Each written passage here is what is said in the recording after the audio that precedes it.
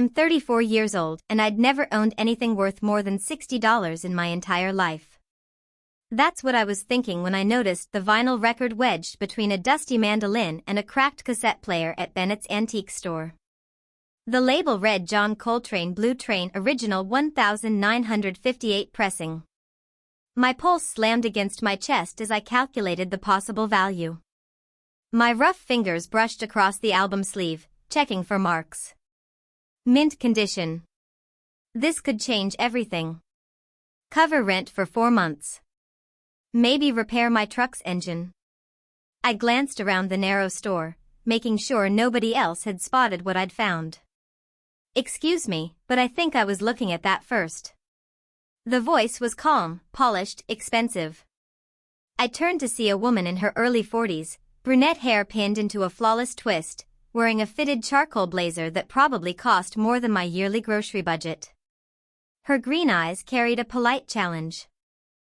I've been holding it for 15 minutes, I said, tightening my grip on the record. I was admiring it from across the shop. She stepped closer and I caught the scent of her perfume, something subtle and elegant. I'm Victoria Hayes. Rachel Carter. I didn't offer my hand. And I still found it first. Her perfectly polished fingers reached toward the album. Our hands touched for the briefest second and something strange sparked between us. Not attraction exactly, but recognition. Like stumbling across someone who understood the ache of wanting something permanently out of reach. You know jazz, she asked, studying me with unexpected focus. My father played saxophone in roadside clubs. The words escaped before I could stop them. I never talked about him. He used to say Coltrane could make silence feel alive. Victoria's expression softened. My grandfather owned this record. I listened to it while he taught me piano. Moment's Notice was his favorite track.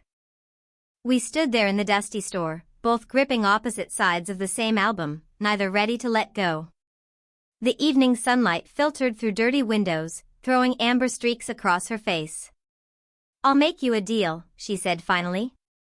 Why don't we toss a coin for it? I laughed despite myself. You want to gamble over a $120 album? Is that all it's worth? She looked honestly surprised. I was thinking more about the memories. That stopped me cold. Wealthy people usually didn't care about memories when they could afford to replace everything else. I studied her face, searching for the angle. Her eyes held something I recognized from my own reflection during particularly lonely nights. Sadness. Keep the record, I said, loosening my grip. But tell me why you actually want it. Victoria blinked, clearly caught off guard by the question. That's personal. So was telling you my dad played in clubs.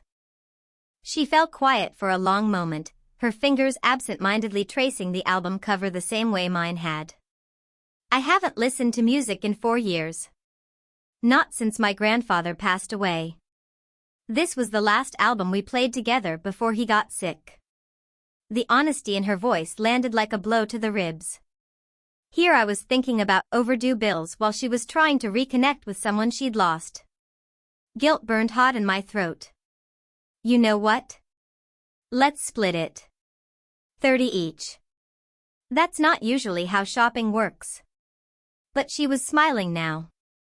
Real and warm. Says who? I nodded toward the shop owner, who was pretending not to listen while rearranging the same shelf of trinkets for the 4th time. Leon owes me a favor anyway. Victoria extended her hand again, this time for a proper handshake. Deal. But only if you let me buy you coffee and hear more about those roadside club stories. I hesitated. Coffee with someone like her felt risky, like stepping into a world that would never really want me. But something about the way she'd spoken about her grandfather, the genuine sorrow in her expensive green eyes, made me nod. There's a cafe nearby. Fair warning though, it isn't Starbucks. Good. I can't stand chain coffee. As we walked toward the register to split our strange purchase, I caught Leon grinning at us like he'd just watched something unforgettable. Maybe he had. I'd never shared a $30 gamble with a stranger before, especially not one who smelled like money and carried herself like she owned every room she entered.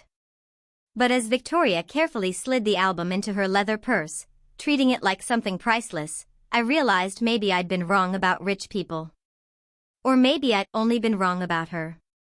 For days after our coffee at Harper's Cafe turned into a 5-hour conversation about everything from jazz to her grandfather's hidden whiskey recipe, Victoria called me. Her voice sounded different over the phone, softer, less guarded. I know this sounds strange, but would you teach me about wildlife? I nearly dropped my phone. You want to go hiking? You mentioned it's your work. I've never done anything like that before. It's not exactly glamorous, Victoria. Early mornings, muddy paths, a lot of standing around with binoculars. Perfect. I need something unglamorous. That's how I ended up at Pine Lake Wildlife Preserve before sunrise, watching Victoria Hayes climb out of her black BMW wearing spotless cream-colored designer pants and boots that clearly weren't made for dirt trails. She looked dressed for brunch, not the wilderness. Those shoes are going to be a problem, I said, lifting my gear bag onto my shoulder. She glanced down at her feet, then at my scuffed hiking boots. I don't own anything else. Size 9. 8.5. I dug through the back seat of my truck and handed her an old pair of sneakers. Close enough. Trust me, snakes don't care about fashion. Snakes. Her green eyes widened. Relax. They're more afraid of you than you are of them. I passed her the binoculars. First lesson. Everything in nature is trying to survive, same as us. We walked the wooden trail mostly in silence, Victoria adjusting awkwardly to the unfamiliar weight of the binoculars hanging from her neck. I pointed toward a white egret standing perfectly still in the shallow water, its thin body motionless against the reeds. How does it stay that still? She whispered. Patience. It knows the fish come eventually if it waits long enough. Victoria watched the bird through the lenses, her breathing slow and focused. It's beautiful. I never noticed things like this before. Most people don't. They're too busy staring at screens. I'm usually too busy staring at financial reports. She lowered the binoculars and looked at me. When did you know you loved this? The question caught me off guard. My dad brought me here when I was 9. First time I saw a painted bunting, I thought it was some kind of miracle. All those colors on something so tiny. Do you still feel that way? I watched a cardinal land on the railing beside us. Every single day. Something shifted in Victoria's expression, like she was finally seeing me clearly. You're lucky. I can't remember the last time anything made me feel like that. What about your job? My job pays my bills. This is different. She gestured toward the lake where a hawk circled overhead. This feels real. By the time we finished the trail, Victoria's cream pants were streaked with mud and several strands of hair had escaped from her careful twist. She looked younger somehow. Softer. I caught myself staring at the way the sunrise highlighted the copper tones in her dark hair. Thank you, she said when we reached my truck. I didn't realize how badly I needed this. Most people don't. I hesitated, keys dangling from my fingers. You want breakfast? There's a diner nearby that makes amazing waffles. I'd love that. The restaurant Victoria picked made me wish I'd never agreed. White tablecloths. Crystal glasses. Menus without prices. The kind of place where servers spoke quietly and I felt completely out of place in my dirt-stained cargo pants. 2 Bellinis, Victoria told the waiter without asking me first. Just coffee for me. I couldn't afford a $17 drink, and I wasn't going to let her pay for it. Victoria frowned slightly. Are you sure? They make them fresh. Coffee's fine. The waiter disappeared, leaving awkward silence behind him. I scanned the menu and felt my stomach sink. $31 omelets. $22 waffles. I started doing math in my head, calculating what I could manage without touching next month's electric bill. The sea base sounds amazing, Victoria said, apparently unaware of my panic. I'll just get toast. Only toast. She looked honestly confused. You've got to be starving after all that hiking. Heat crawled into my face. I'm not very hungry. Then understanding flickered across her expression. The careful way I'd studied the prices. Refusing the drink. Picking the cheapest thing possible. Her cheeks flushed pink. Rachel, please let me buy breakfast. You gave me an incredible morning. I don't need charity. It's not charity. It's appreciation. But it felt like charity. Sitting there in that elegant restaurant wearing muddy clothes while she offered to buy me food I couldn't afford. The same way it always felt when neighbors dropped off leftovers or friends slipped cash into birthday cards pretending it was a joke. I should go. I started standing. Wait. Victoria touched my wrist gently, her fingers warm against my skin. I'm sorry. I wasn't thinking about how this might feel for you. I grew up with money. Sometimes I forget not everybody did. The simple honesty drained some of my anger. I grew up on food assistance and discount groceries. We come from different worlds, Victoria. Maybe. But this morning was the happiest I've been in years. She let go of my wrist but kept looking directly at me. I'd like to do it again sometime, if you'll let me. Something in the way she said it tightened my chest. The way she looked at me like I was something rare instead of something broken. Next time we eat at Cooper's Diner, I said, lowering myself back into the chair. Deal. But today, let me buy the waffles. Consider it payment for the hiking lesson. I nodded reluctantly, and Victoria smiled. A real smile that reached her eyes and made something flutter low in my stomach that had nothing to do with hunger. While we waited for our food, she kept asking questions about the birds we'd seen, her curiosity completely genuine. And when our knees brushed beneath the small table, neither one of us moved away. Victoria's penthouse apartment occupied the entire 39th floor of the Harbor Crescent Tower. When the elevator doors opened directly into her foyer, I felt like I'd stepped into another universe. This is where you live. The words slipped out before I could stop them. It's too large for one person, I know. Victoria placed her keys onto a marble console table that probably cost more than my yearly income. I keep meaning to move somewhere smaller. Floor-to-ceiling windows overlooked the Charleston harbor, the water glittering like scattered glass beneath the afternoon sun.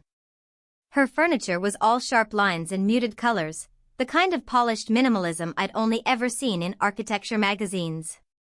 Everything looked expensive. Untouchable. Can I get you something to drink? She asked. I have wine, sparkling water, water's fine. I was terrified of touching anything, let alone sitting on her perfect cream-colored sofa. Victoria handed me a crystal glass and sat beside me, close enough that I caught the scent of her perfume again. She'd changed out of her muddy clothes into a soft cashmere cardigan that probably cost more than my rent payment. You're quiet, she said. What are you thinking about? That we really do belong to different worlds. I motioned toward the skyline.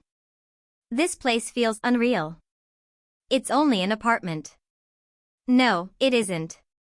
I stood and crossed to the windows, pressing my hand against the cool glass. I've never been this high up before.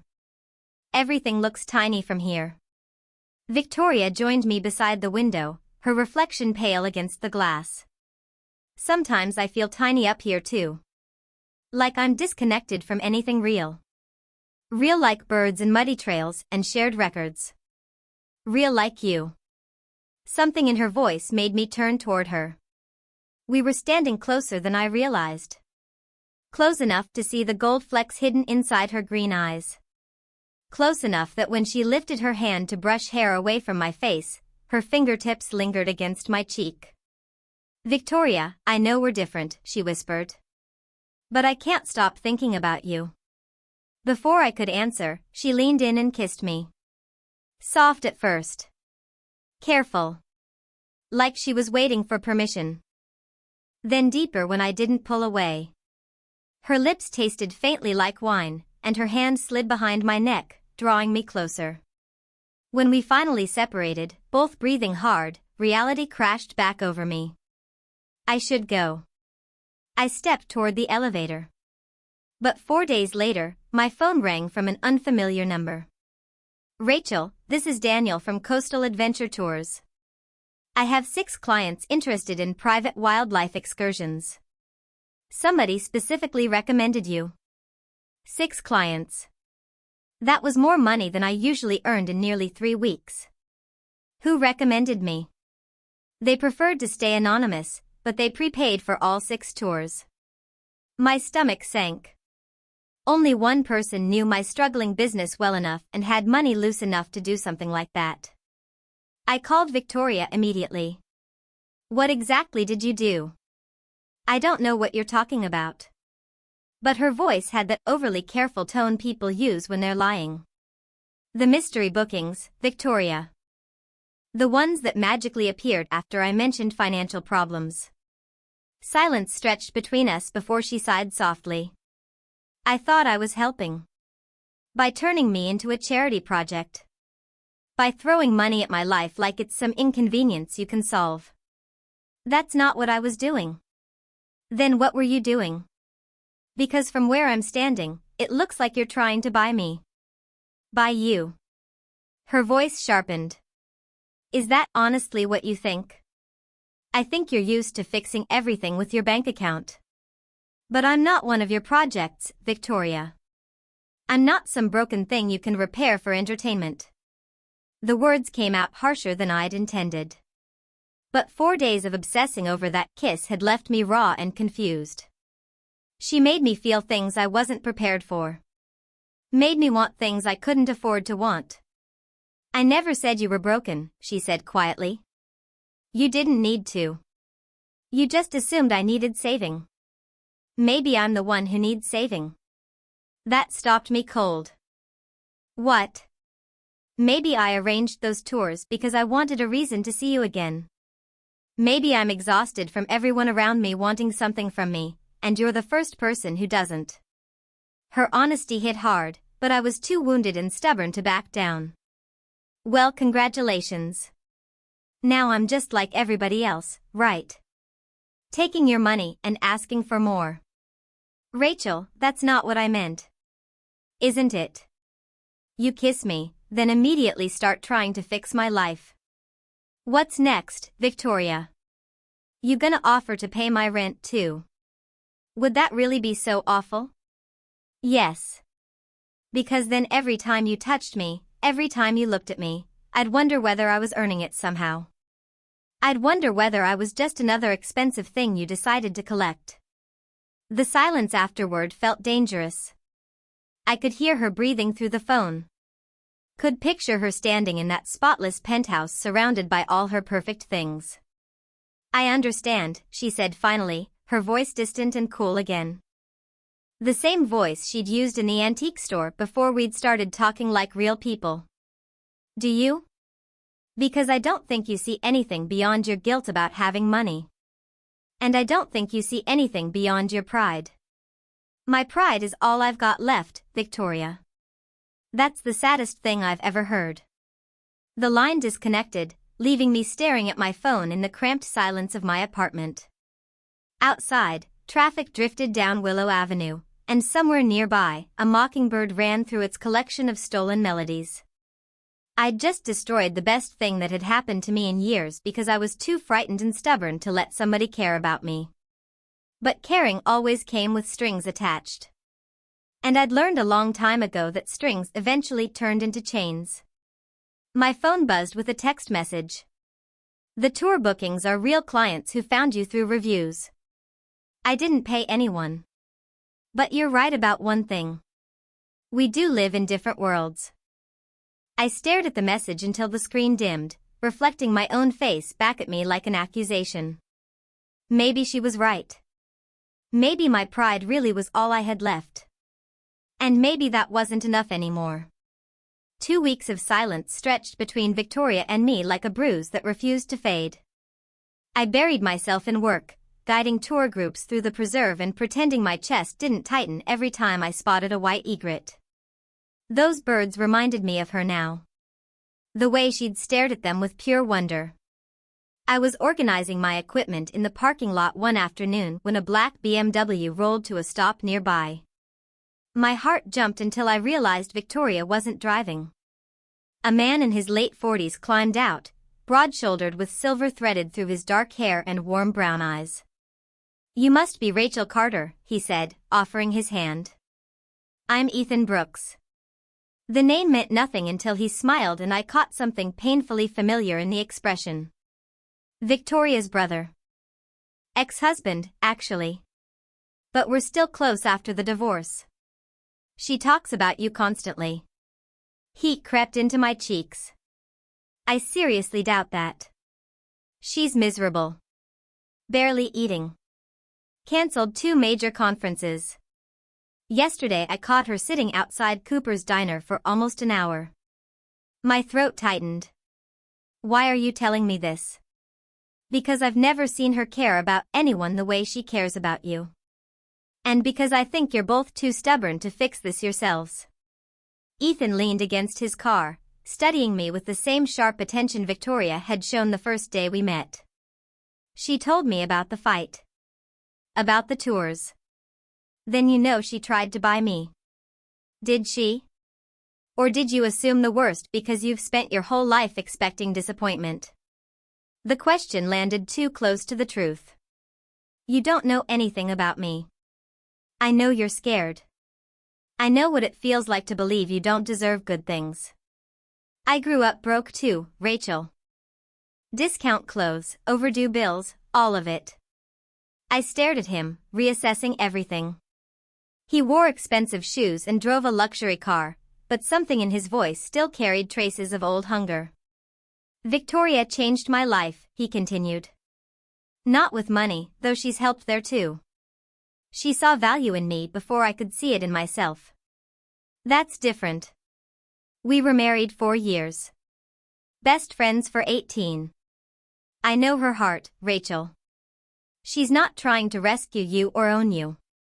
She's trying to love you, and she's terrible at knowing how to do that without overcompensating. The words hung between us. I wanted to argue. Wanted to hold on to my anger because it felt safer than admitting how badly I missed her. But Ethan's honesty made that impossible. She hurt me, I said quietly. I'm sure she did. Just like you hurt her.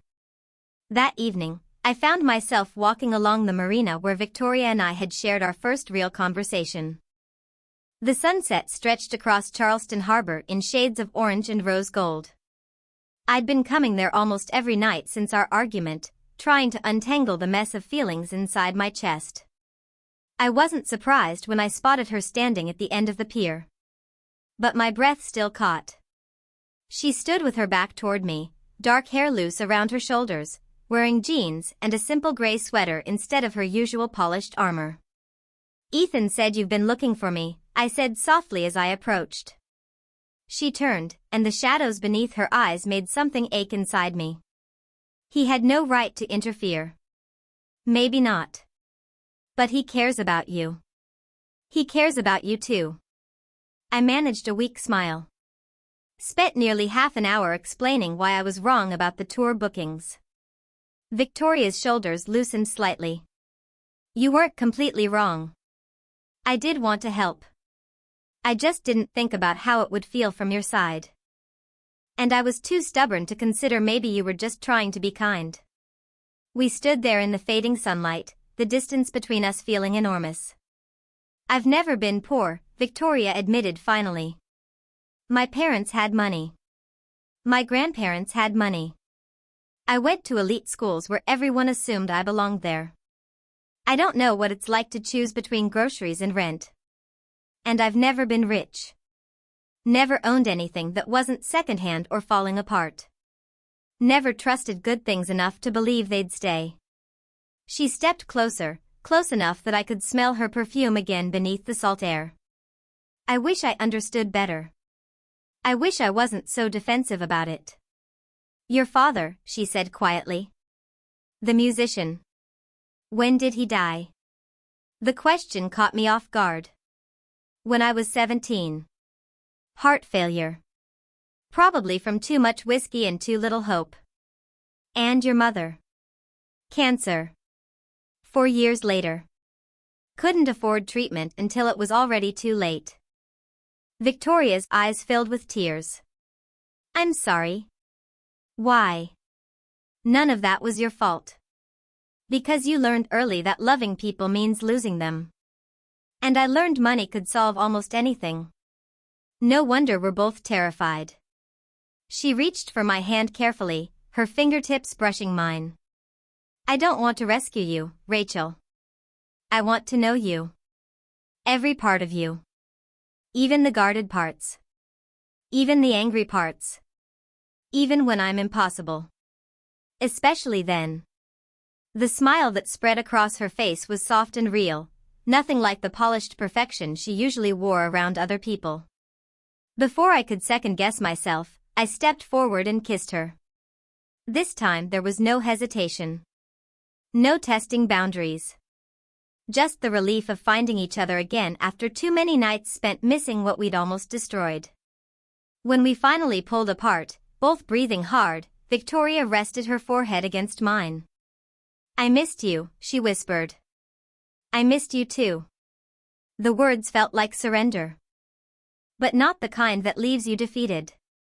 This felt like finally putting down something heavy you'd carried too long. What happens now? She asked softly. I glanced out over the harbor where gulls circled above the darkening water. Now we try again. Slower this time. More honest. I'd like that. We walked back toward shore hand in hand, the silence between us peaceful now instead of painful. Tomorrow would bring fresh misunderstandings. New chances to hurt each other accidentally. But tonight, beneath the first stars appearing over Charleston Harbor, it felt like we had enough time to figure things out together. 3 weeks after Victoria and I reconciled by the harbor, I was leading an early morning wildlife tour when my phone buzzed with an urgent text from Ethan. Turn on Channel 6. Right now. I stepped away from my clients behind a grove of cypress trees and called him immediately. What's happening? Victoria's all over the morning business report. Adrienne Cole leaked details about her personal life to the press. My stomach dropped. Adrienne Cole was the executive Victoria had mentioned a few times with sharp bitterness in her voice. The man she'd outperformed for years while climbing the company ladder ahead of him. What kind of leak? Pictures of you together. Somebody photographed you two at dinner downtown last week. I remembered the night instantly. The way Victoria had laughed while telling me about her newest accounts. The way she'd reached across the table to squeeze my hand when I told her about landing several new private tour contracts. We hadn't been hiding. But we also hadn't expected a spotlight. How bad is it? Bad enough that she's about to walk into the biggest board meeting of her career with every executive watching her. I ended the call and drove straight toward Victoria's office tower, gripping the steering wheel so tightly my knuckles hurt. The marble lobby buzzed with whispers that quieted the moment people noticed me. I didn't belong there in my hiking boots and worn khakis, but I no longer cared. The receptionist tried stopping me, but I was already inside the elevator heading for the 31st floor. Victoria sat inside the glass conference room at the end of the hallway, surrounded by executives in identical dark suits. Her posture was stiff. Her expression carefully blank. Miss, you can't enter there, a security guard started to say. Then Victoria looked up and saw me. Our eyes met through the glass. Something flickered across her face. Relief.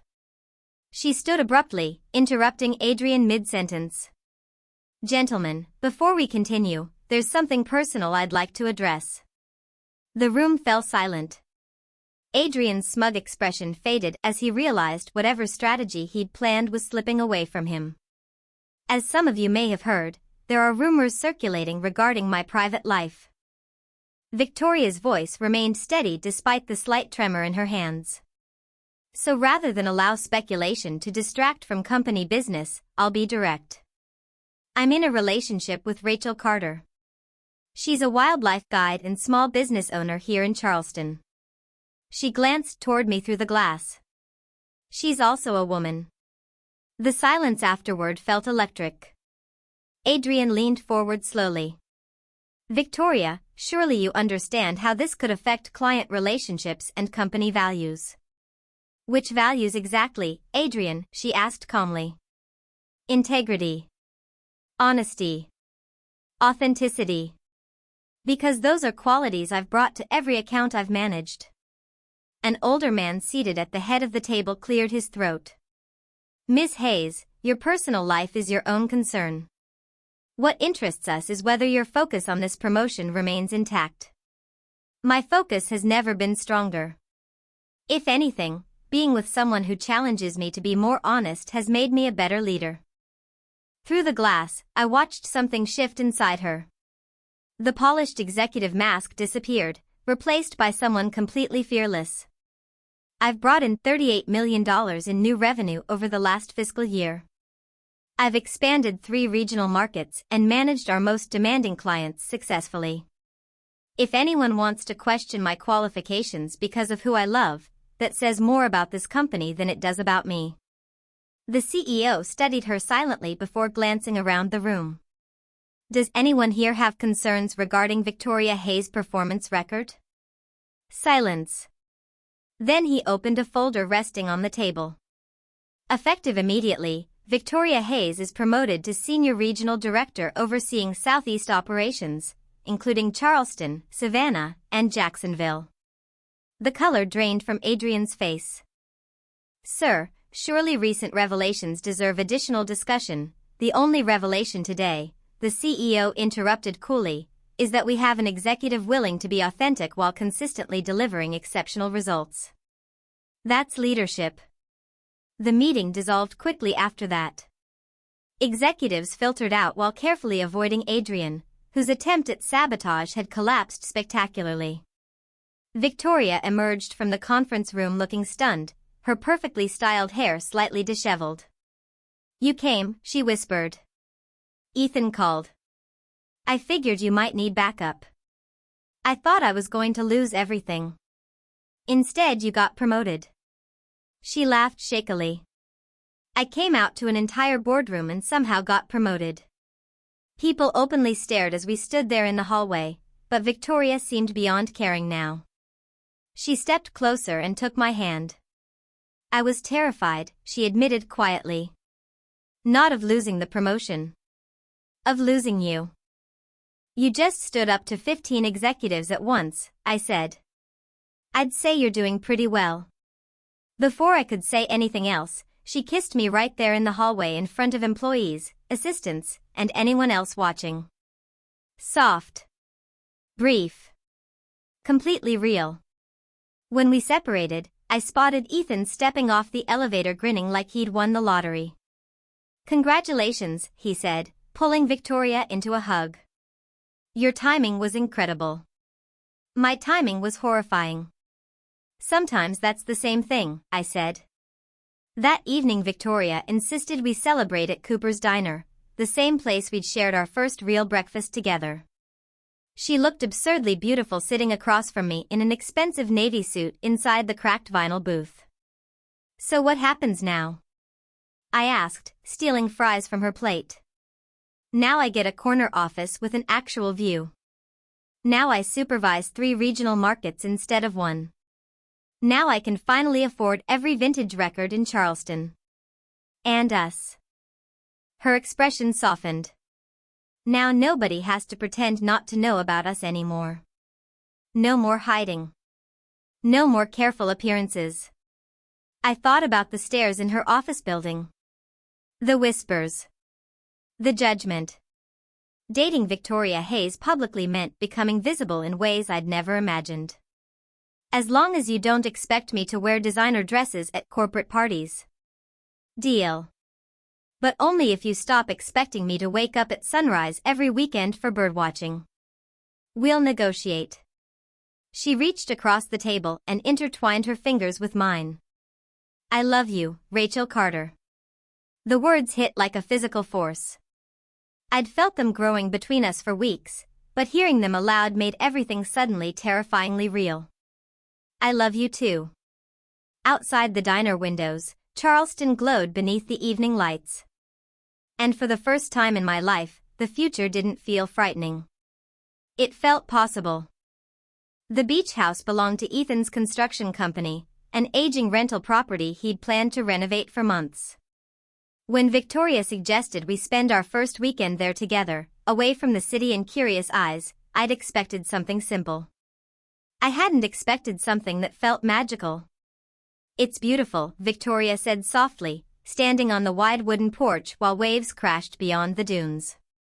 She'd traded her tailored suits for faded jeans and an oversized sweater, her dark hair loose in the ocean wind. It definitely needs repairs, I said, noticing chipped paint and loose railings. Ethan wasn't exaggerating. I don't care about perfection. Look at that view. She was right. The cottage sat on an isolated stretch of coastline where the ocean seemed endless and untouched. Pelicans glided low over the water while sandpipers darted across the shoreline. Inside, the place was small but warm. Weathered hardwood floors, white curtains drifting in the sea breeze, old furniture softened by time. The kitchen barely fit 2 people comfortably. When's the last time you actually cooked? I asked while unpacking groceries Ethan had left for us. Victoria looked suspiciously at the stove. Does reheating takeout count? Absolutely not. I showed her how to make simple pasta with tomatoes and garlic while standing behind her, guiding her hands as she stirred the sauce. Her hair smelled like salt water and expensive shampoo. This is nice, she murmured, leaning back lightly against my chest. You've never cooked with someone before. I've never had someone worth doing it with. After dinner, we carried wine onto the porch swing and watched the sunset bleed orange and pink across the water. Victoria curled against my side with her head on my shoulder, and for the first time in years, I felt completely calm. Tell me something nobody else knows about you, she whispered. Like what? Your first dream. Your biggest fear. What you wanted your life to become. I stared out at the waves for a moment. I wanted to become a veterinarian. I planned everything when I was 13. I wanted to rescue injured birds and abandoned animals. What happened? Vet school costs money. She traced circles against my arm quietly. I wanted to become a concert pianist like my grandmother. I looked down at her. What stopped you? My parents said music wasn't practical enough. Business made more sense. Do you regret it? She tilted her head toward me. Not anymore. If I'd become a pianist, I never would have met you. Something tightened painfully inside my chest. Victoria. I know we're still figuring things out. And I know I'm terrible at relationships. But this weekend, being here with you like this. It's the happiest I've been in a long time. She kissed me before I could say anything else. Soft at first. Then deeper when I pulled her closer. By the time we stumbled toward the bedroom, the air between us felt electric. Moonlight spilled across the old quilt and worn wooden floors as we undressed each other slowly, carefully, like something sacred. Every touch felt overwhelming. Every kiss dissolved another layer of distance we'd carried for years before meeting each other. Victoria was breathtaking in the silver light, all pale skin and dark hair and trembling breath. When her lips brushed the sensitive place beneath my jaw, I gasped softly and clutched her waist. Our lovemaking was tender and desperate all at once. Years of loneliness unraveling through whispered words and careful hands. When she cried out my name softly against my shoulder, something shifted permanently inside me. This wasn't just desire anymore. This was love. Afterward, we lay tangled together beneath rumpled sheets while ocean waves rolled steadily outside the windows. That was. Victoria started quietly before laughing breathlessly. Yeah, I whispered against her hair. I've never felt anything like that either. We drifted in and out of sleep until dawn. Victoria woke first, pressing sleepy kisses against my collarbone. Good morning, she murmured. Morning. We made love again slowly as sunrise painted gold across the room. Afterward, neither of us wanted to move. Christopher's coming by later to check the property, Victoria said eventually. Probably should get dressed then. Probably. But she stayed curled against me, studying my face in the soft morning light. Do you think we're moving too fast? Probably. I brushed hair away from her face gently. Does it scare you? Completely. But in a good way. The kind of fear that means something important is happening. Exactly. Outside, gulls cried overhead while waves crashed against the shore. Inside that little cottage, time itself felt suspended. Later, while we packed our bags reluctantly, Victoria caught my hand near the front door. Whatever happens next, she said softly, this weekend meant everything to me. To me too. As we loaded the truck, she glanced back at the weathered beach house one last time. We'll come back someday, I promised. She smiled slowly. I know we will. A month after our weekend at the beach house, Ethan hosted a barbecue at his place, insisting it was time for Victoria to officially meet the people in my life. Your friends need to see she's not some cold corporate robot, he said while flipping burgers over the grill. She's not cold. I know that. You know that. But your friends only know she's rich and terrifyingly polished. Victoria arrived wearing simple jeans and a pale blue blouse, her dark hair tied back casually. She still looked effortlessly elegant. Marcus, my oldest friend and fellow wildlife guide, nearly choked on his drink when he saw her. Damn, Rachel. You really undersold the whole movie star thing. Shut up, I muttered, though I couldn't stop smiling. To my surprise, Victoria handled everyone perfectly. She asked thoughtful questions about Elena's nursing job. Complimented Ethan's renovation work. Even played soccer in the yard with David's twin boys despite ruining a pair of expensive shoes in the grass. The real test came when several construction workers from David's crew stopped by unexpectedly after finishing a nearby project. I watched Victoria tense for only a second before walking over to introduce herself. Within minutes she was laughing with them about sports, asking questions about their families, genuinely listening to every answer. She's good with people, Elena whispered beside me.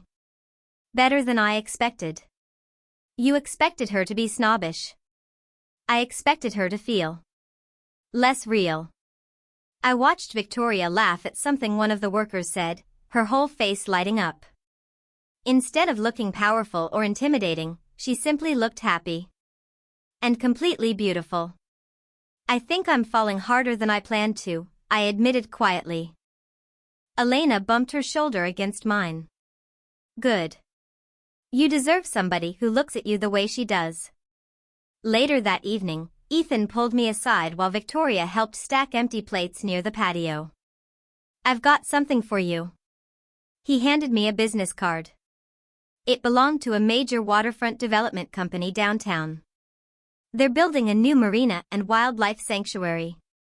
They need an environmental consultant. I stared at the card in disbelief. This kind of contract could completely change my business. Ethan, I can't afford your company for a project like this.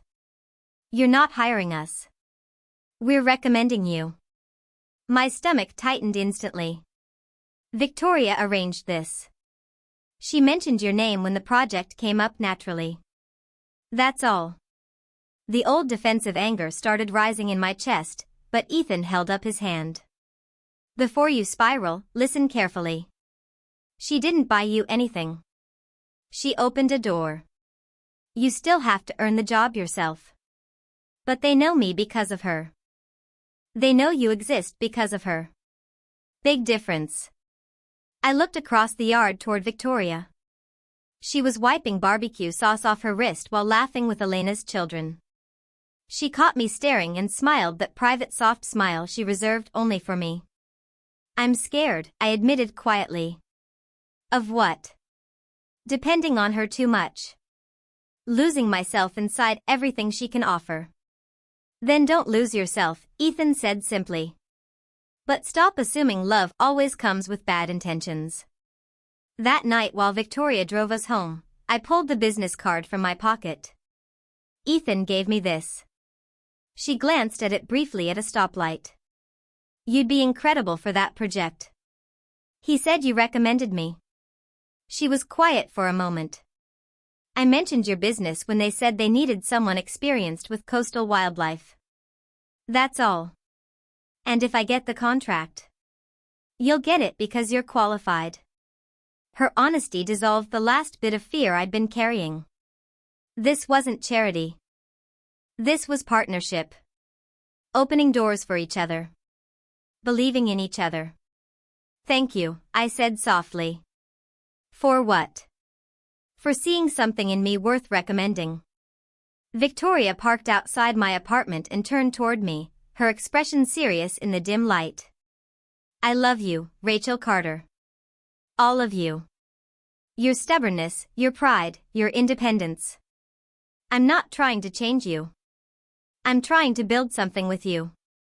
I leaned across the console and kissed her slowly. I love you too. A few weeks later, I landed the waterfront contract. The biggest project of my entire career. I called Victoria from the parking lot immediately after the meeting ended. They chose me. Her laugh burst through the phone. I knew they would. That evening we celebrated at a rooftop restaurant overlooking the harbor. Victoria wore a dark emerald dress that made her eyes glow, and for once I didn't feel uncomfortable sitting beside her in an expensive place. People stared occasionally. Some curious. Some judgmental. For the first time, I truly didn't care. Back at her penthouse later that night, we moved together with the easy familiarity we'd built over months. She slipped my jacket from my shoulders while I loosened the zipper of her dress slowly. We kissed lazily at first. Then desperately. By the time we collapsed into bed, laughing breathlessly between kisses, the city lights beyond the windows looked distant and unreal. Afterward we lay tangled together beneath white sheets while Charleston shimmered below us. Then Victoria spoke softly into the darkness. Move in with me. I turned toward her. What? I know it's fast. I know it's complicated. But every morning I wake up wishing you were here beside me. I looked around the massive penthouse with its skyline views and polished luxury. I can't afford half of this place. I'm not asking you to. I'm asking you to share my life. I studied her face carefully. No pity. No rescuing. Just love. I'll pay utilities and groceries, I said finally. Victoria laughed softly. Deal. And I'm keeping my truck in your fancy parking garage. Especially the truck. I kissed her then, sealing the promise between us. Outside the windows, Charleston Harbor stretched endlessly into the dark. And for the first time in my life, home no longer felt like a temporary thing. It felt like her. 6 months after moving into Victoria's penthouse, I woke one morning to find her standing barefoot in the kitchen wearing my old flannel shirt while frowning at her tablet. That expression usually meant business trouble. What's wrong? I asked, wrapping my arms around her waist from behind. Adrian again. He filed another ethics complaint claiming our relationship created conflicts involving the waterfront project. My stomach tightened. Can he actually do that? He can try. But nobody takes him seriously anymore. I kissed the side of her neck gently. So we ignore him. We ignore him. She turned in my arms, her green eyes softer now. Besides, I have something more important planned today. More important than corporate warfare. Vintage shopping. An hour later, we walked through the familiar aisles of Bennett's antique store, the exact place where everything between us had started. Leon greeted us with a knowing grin. Back for more records. Actually, Victoria said carefully, we're looking for something specific. She led me toward a glass display case filled with vintage jewelry. Inside rested 2 silver bracelets from the 1950s, simple and elegant with delicate engraved patterns. They match, she said softly. I thought maybe. My chest tightened immediately as realization dawned. Victoria. I know we can't officially marry yet in this state. But I wanted us to have something meaningful. Something that belongs to both of us. I stared at the bracelets. Beautiful. Timeless. Real. Are you proposing to me inside an antique store? I'm proposing that we choose each other officially. Here. Where we first found each other. Leon suddenly became very interested in reorganizing shelves nearby, though I caught him smiling. Yes, I whispered. Then louder. Yes. Victoria's entire face lit up. The bracelets fit perfectly around our wrists, cool silver warming against skin. When we returned to the penthouse afterward, the apartment somehow felt different. Not hers anymore. Ours. My hiking boots sat beside her designer heels. My wildlife photography books rested next to her business journals. We'd built something together that belonged equally to both of us. I have one more thing, Victoria said nervously before disappearing into the bedroom. She returned carrying a thick envelope. What is that? Open it. Inside were legal papers, financial documents, property records.